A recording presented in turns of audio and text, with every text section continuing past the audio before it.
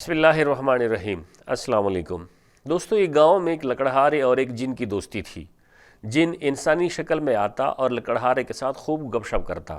لکڑہارا روزانہ صبح سویرے لکڑیاں کاٹنے جنگل آتا اور لکڑیاں کاٹنے کے بعد دونوں آرام سکون سے بیٹھ کے خوب گپ شپ کرتے اور مزے مزے کی باتیں کر کے رخصت ہو جاتے۔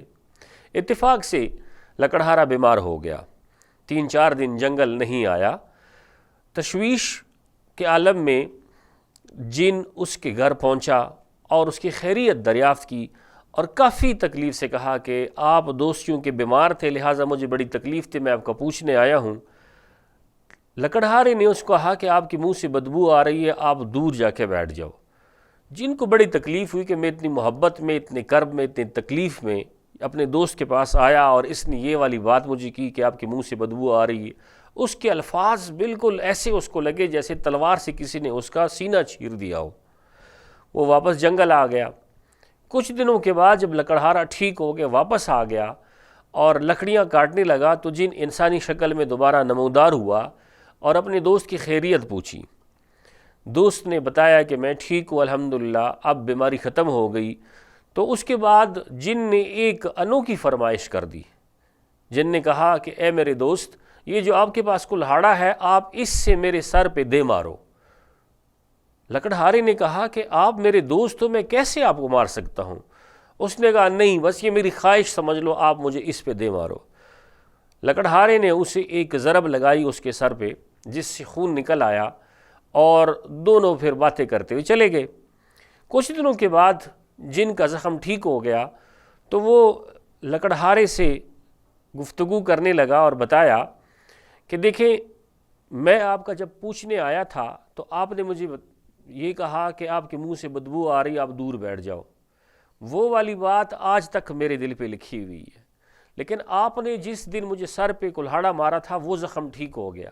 یعنی آپ کی کلہاڑے کا زخم تو ٹھیک ہو گیا، لیکن آپ کی باتوں کا زخم آج بھی میرے دل پہ لگا ہوا ہے۔ کہانی سنانے کا بنیادی مقصد یہ ہے کہ الفاظ ہماری روح کو چیرتے ہیں، ہمارے جذبات، ہمارے احساسات کو چیرتے ہیں۔ ہمیں جو گاؤ ہڈیوں پہ لگے، جو گاؤ ہمارے چمڑے پہ لگے، ہمارے جسم پہ لگے، وہ بھر جاتے ہیں، لیکن جو گاؤ ہمارے جسم پہ، ہماری روح پہ لگتا ہے، ہمارے جذبات پہ لگتا ہے، ہمارے احساسات پہ لگتا ہے، وہ نہیں بھرتے۔ آپ دیکھیں، الفاظ کی اتنی طاقت ہوتی ہے کہ ایک انسان بستر مرگ پہ ایڑیاں رگڑ کے مر رہا ہوتا ہے، آپ 2 بول تسلی کے بولتے ہیں، وہ اپنی بستر سے اٹھ بیٹھتا ہے۔ ایک بندہ ناکامی کی دلدل میں دھستا چلا جاتا ہے، لیکن آپ کی 2-3 ایسے الفاظ جو اس کو حوصلہ دیتے ہیں اور وہ ناکامی سے نکل کر کامیابی کی طرف گامزن ہو جاتا ہے۔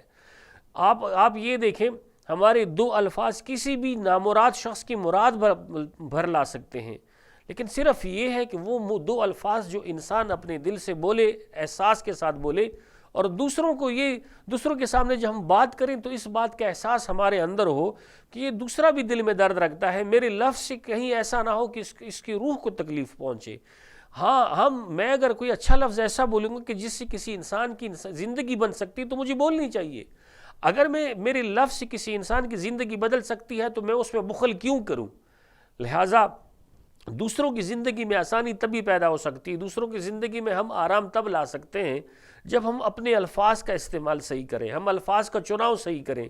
دوسروں کو تکلیف سے ہم تب بچا سکتے ہیں کہ میری منہ سے نکلی بات اس کے احساسات اور اس کے جذبات کو خراش نہ پہنچائے۔ اب سے التماس ہے کہ خدا را الفاظ سوچ سمجھ کر ادا کریں۔